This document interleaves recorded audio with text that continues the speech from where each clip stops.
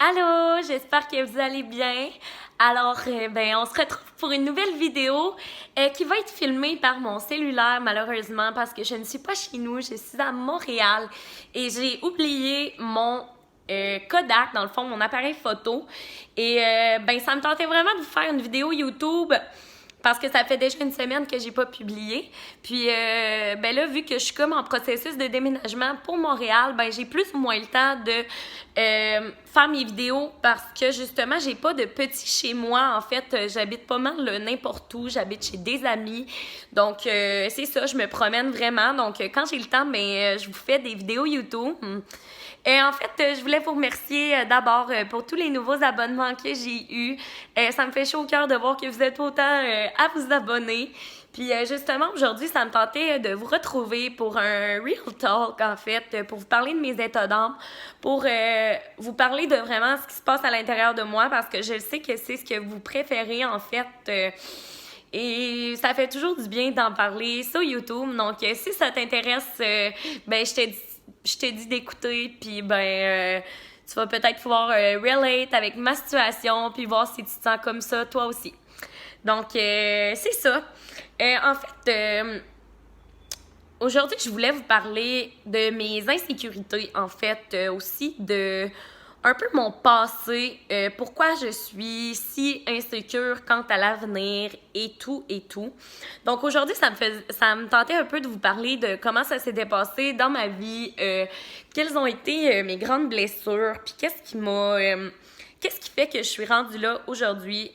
Et pourquoi je suis autant insécure? Parce que vous voyez souvent la Claudie confiante, la Claudie qui s'aime comme elle est, mais reste que j'ai beaucoup d'insécurité dans la vie.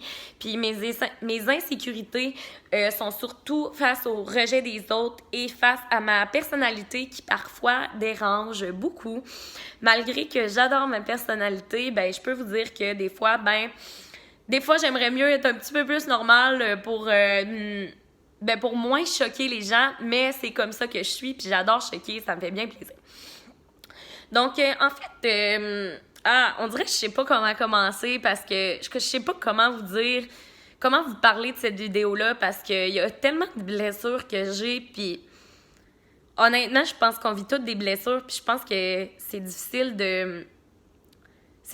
d'exprimer comment on se sent quand on est blessé parce qu'on est tellement impuissant face aux sentiments qu'on a, puis on sent tellement d'émotions à l'intérieur, puis des fois, la douleur à l'intérieur est tellement grande que c'est difficile de l'exprimer. Mais en gros, pour ceux qui me connaissent, puis pour ceux qui me connaissent pas, ma plus grande peur, c'est le rejet des autres.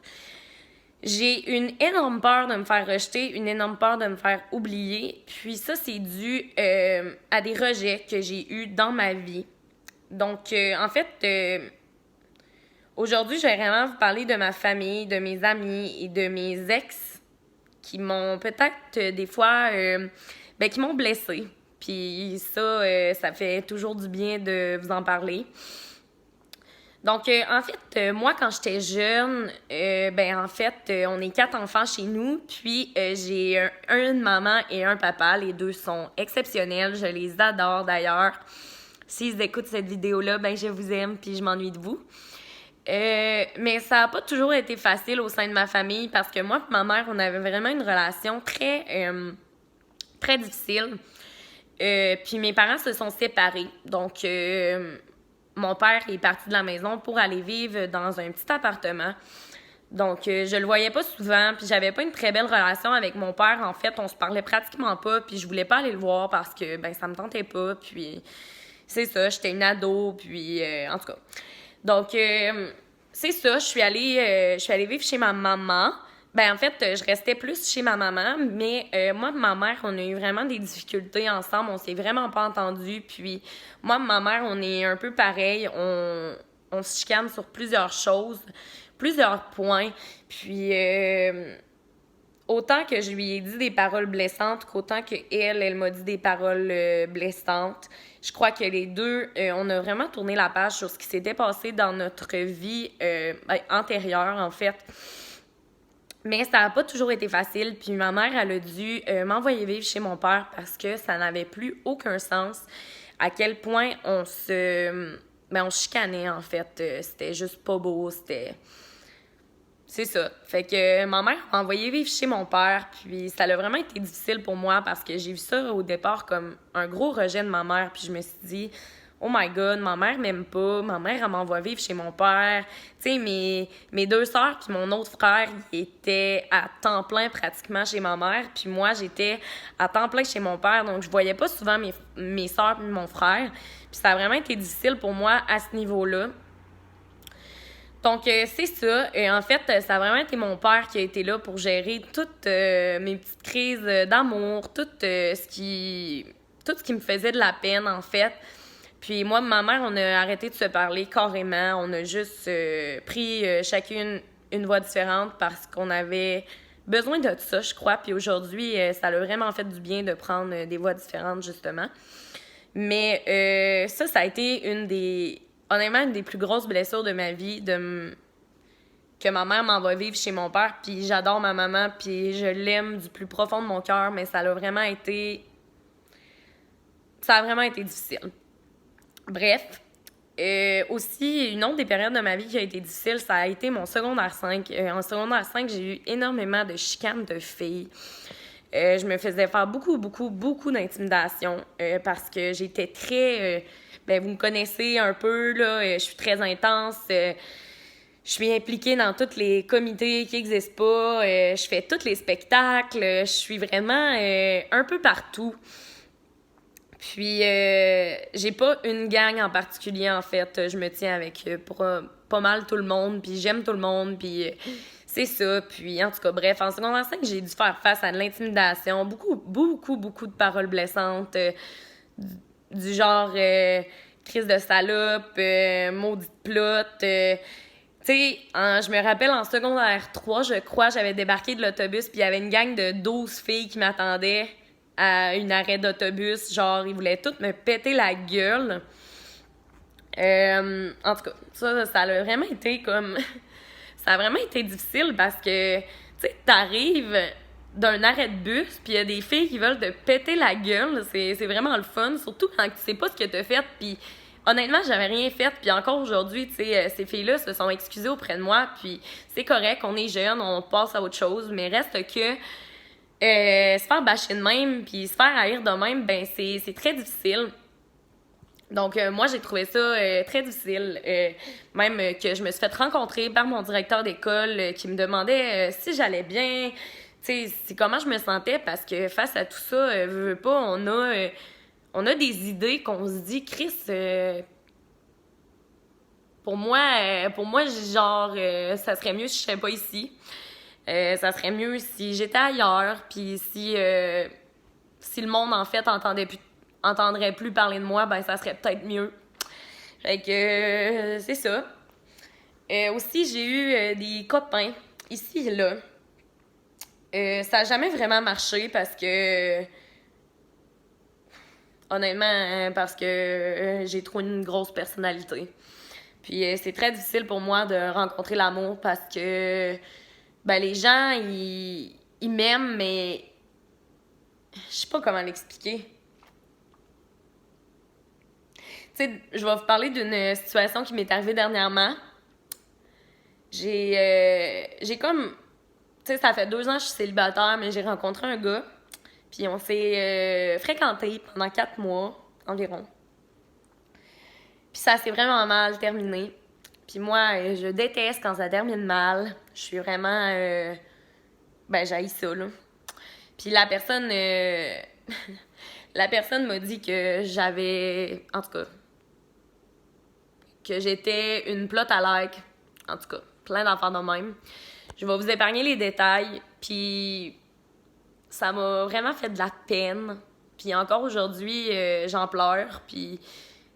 il m'a dit des choses blessantes parce que moi, dans cette fréquentation-là, j'ai vraiment eu à faire beaucoup de compromis. J'ai vraiment eu à dealer avec certaines choses qu'une personne humaine serait pas capable de dealer avec. Puis c'est ça, fait que j'ai eu à dealer avec ça. Puis ça a vraiment été difficile, honnêtement. Je pourrais même pas vous l'expliquer parce que ça a vraiment été une période de ma vie où je me suis remis en question, puis cette personne-là m'aimait vraiment pour ce que j'étais, puis je sais même pas encore aujourd'hui si elle m'aimait ou genre si c'était toute une situation montée. Mais la personne, elle m'a toujours encouragée dans ma chaîne YouTube, dans mes publications Instagram. Puis elle est comme partie, puis elle m'a laissé là, genre comme une esti de guenille sur le bord de la route, puis elle m'a vraiment dit des paroles blessantes. Puis ça m'a vraiment fait souffrir, puis honnêtement, j'en souffre encore aujourd'hui de ces paroles-là, des situations qui sont arrivées dans ma vie. Puis c'est aujourd'hui, quand tout va bien, honnêtement, tout va bien présentement dans ma vie, j'ai vraiment repris le contrôle. Je fréquente un garçon à l'heure qu'il est, que j'apprécie énormément. Ma relation avec mes parents va super bien. J'ai des amis en or, mais reste que mes relations, des fois, je suis vraiment le genre de personne qui gâche beaucoup de choses dans la vie. Quand tout va bien, je le gâche par manque de confiance, par insécurité.